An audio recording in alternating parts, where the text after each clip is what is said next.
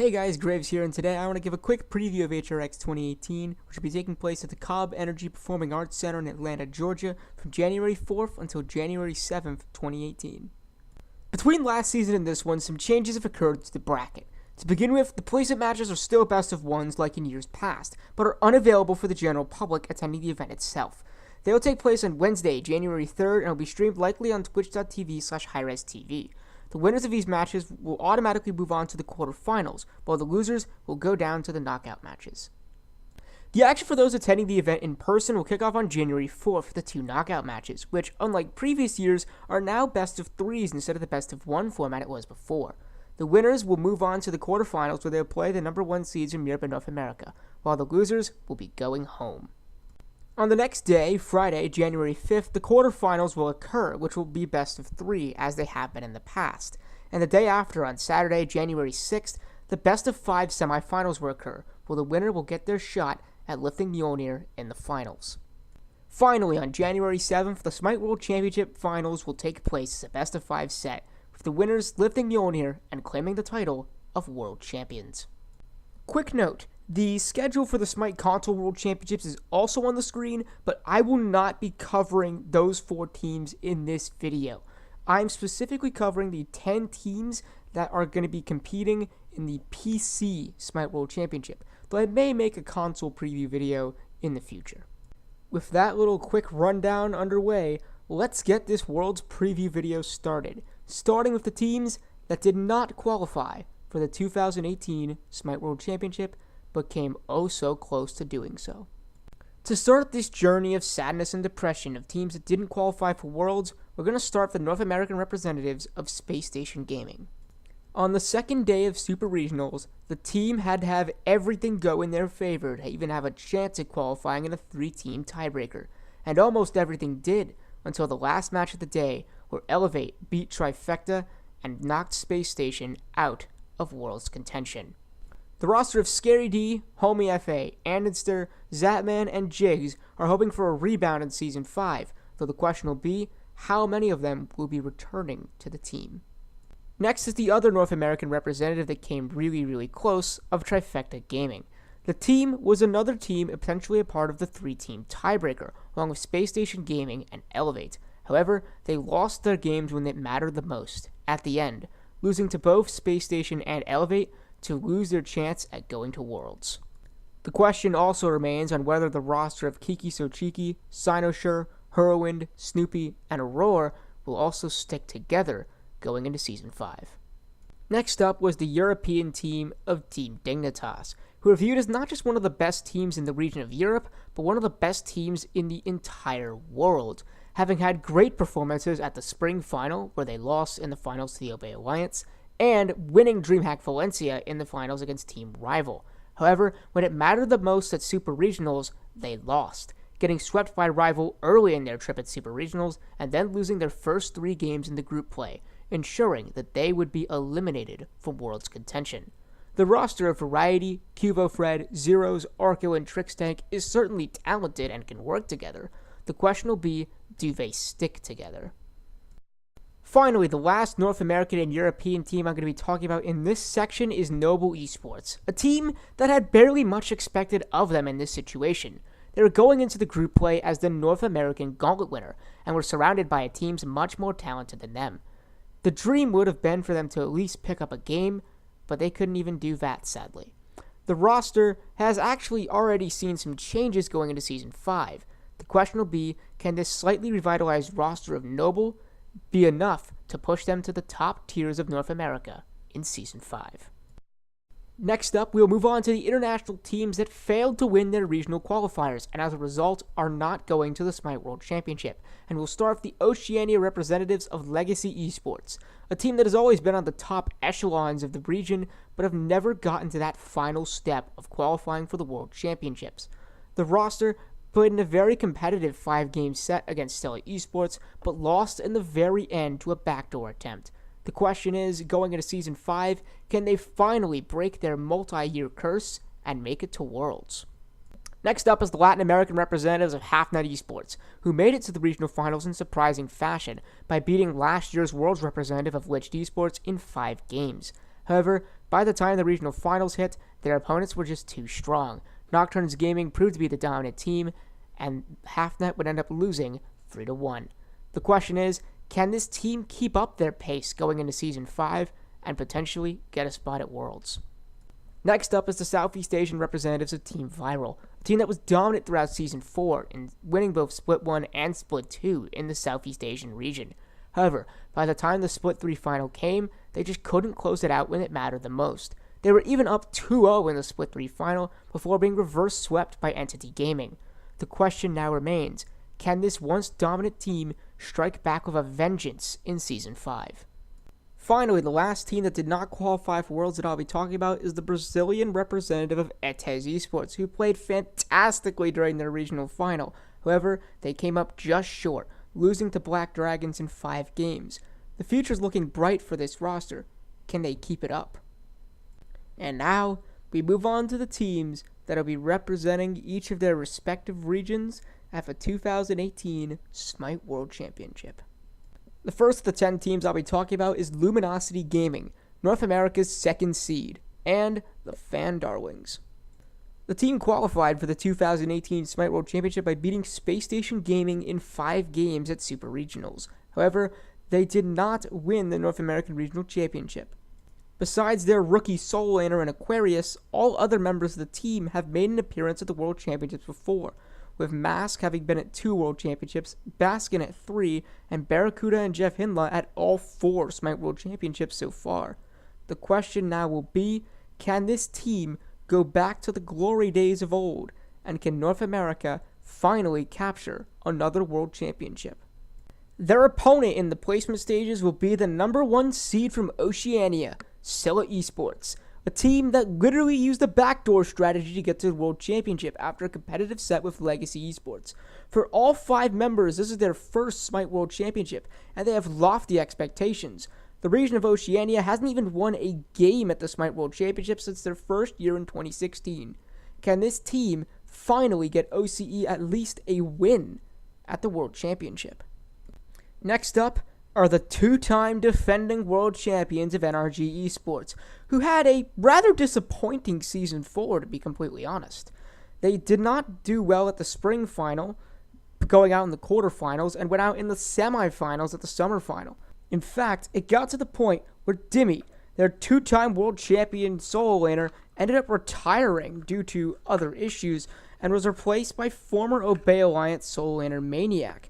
The team had also a slightly disappointing fall split, finishing in 6th overall, meaning they had to go through the gauntlet to even have a shot at Super Regionals. But they swept their way through the gauntlet, though were rather shaky against a pretty surprising Poppies team. Going into Super Regionals, however, all doubts about them were erased, as they went with a perfect 5-0 record to qualify for the 2018 Smite World Championships. For all 5 of these guys, this is not their first Worlds rodeo, and for Adapting, Yaman, Emilito, and Iraffer, every Worlds they've been to has ended in victory. Can this one end the same? Next up is Latin America's representative and NRG's first opponent in the placement rounds, Nocturnes Gaming. The number 1 seed from Latin America made it to Worlds by beating HalfNet Esports 3-1 in their regional final. Last year was a special year for Latin America, as they made it to uncharted territories at the Smite World Championship, making it all the way to the quarterfinals, even beating a North American team in the process.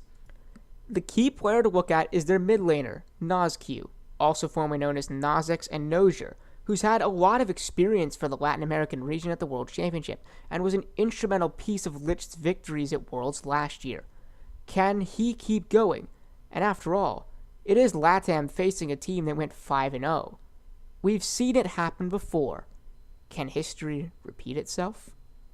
Next up is the number 2 seed in Europe, and potentially the most consistent team in all of Season 4, finishing in the top 2 for the entirety of the season, the Obey Alliance. Going into Season 4, the team was already highly regarded, as they were in the 2017 Smite World Championship final, where they lost to NRG. However, going into Season 4, some roster changes happened. Variety and Frezzy were gone, replaced by Maniac and Emilzy respectively. The team won Smite Masters in the spring final by beating Dignitas in 5 games, and in the summer, they lost in the semifinals to Team Rival. After that, Maniac left the team and was replaced by former Paradigm solo laner Zalia. And in the fall split, the team once again proved to be dominant, qualifying for Worlds by beating Elevate in 5 games at Super Regionals, but losing their regional championship. All 5 of these players have experience at Worlds except for Emilzy. The question is, with Twig having been every year, can Ataraxia and Pretty Prime finally break their Worlds curse? They've already been in a finals twice without walking away as champions. Is the 3rd time the charm? Next up, facing off against the Obey Alliance, are Southeast Asia's #1 seed of Entity Gaming, a team that had been in the Split 2 and Split 3 finals. They had lost the Split 2 final, but going into Season 3, the team formerly known as Loyal had rebranded themselves to Zenith, where they finished at the top of the online tables in Split 3. The team was then picked up by Entity Gaming, where they won their semifinal matchup and ended up going to the regional final against Team Viral, where they went down 2-0 but eventually pulled off the reverse sweep. For all 5 members of this team, this is their first Worlds appearance, and with the legacy of China hidden in the shadows, can the region of Southeast Asia boom at the World Championships, or will they bust? Next up is the last of the 3 teams from that potential 3-team tiebreaker back at the North American and European Super Regionals, and that would be Elevate, a team that nobody expected to make it here. The team was viewed to not even have a fighting chance against Obey Alliance in the first round of Super Regionals, but they took them to 5 games, and then in the group play, they continued their dominant showing and meta-defying performance, winning games against almost every team except for the perfect 5-0 NRG. They won their final match against Trifecta and claimed their spot at the 2018 Smite World Championships. For all 5 of these members, it's their first appearance at Worlds, and many of them have worked for many years to get here. No Numbers, Cherio, Death Panther, Germain, and Dardes are a group of 5 that many did not expect to make it here. The question is, now that they're here, can they make their impact last? Their opponents are Brazil's #1 seed, the Black Dragons. The team formerly known as INTZ, which had qualified for 2017 Worlds, came back in 2018 with a slight roster change, bringing Oship into the lineup. The team, however, still continued to be good. In the spring finals at Smite Masters, the team already showed its dominance against other regional teams, almost eliminating North America's top seed in Team Eager at the tournament. The team once again had a shot at international glory at DreamHack Valencia, where they lost convincingly in a 2-0 sweep to Europe's #1 team, Team Dignitas. Come the fall split in their regional final against Etes, the team had a challenge, a 5-game set, which was a fight to the death, but Black Dragons eventually came out victorious. Can Brazil finally get the respect they deserve at the World Championship? Can Black Dragons lead their region to glory? And now, for our 2 #1 seeds, the teams that will be getting an automatic bye to the quarterfinals at the start of the tournament, and we'll start with the North American 1 seed of E-United, a team that came hot at just the right moment. A year ago, this team was Enemy Esports, at the bottom of the NA standings after the Season 3 fall split and a disappointing split. However, going into Season 4, General Payne did not go full Payne. He kept the roster intact, and the team performed mediocre, but was just a couple games shy of qualifying for Smite Masters. Then, the unthinkable happened. Payne to Beyond was kicked from his own team and replaced by Polar Bear Mike. In the summer, the team once again fell just short of qualifying for DreamHack Valencia, with the only change being the retirement of longtime mid laner Chaos and the pickup of Venenu. However, the fall split was just what they needed. A quick surge to the top of the NA tables and a win over Trifecta in convincing fashion put E-United at Worlds, and a victory over Luminosity at the North American Regional Championship gave them the region's #1 seed. However, this may be more of a curse than a blessing. The NA 1 seed has never been to the World Championship Finals. Can E-United buck the trend, or will they fall to the same curse as Cog Red Cloud9, and Team Eager. And last, but certainly not least, the European 1 seed, a team that came really out of nowhere, Team Rival. The number 1 team in Europe started the season as one of Europe's worst teams, known as Cyclone GG.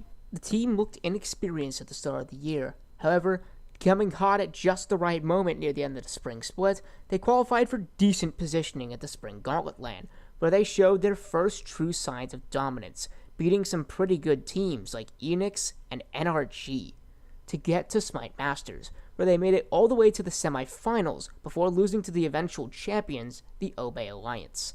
Then, in the summer, the team had a weak online performance, something that would come to categorize this team.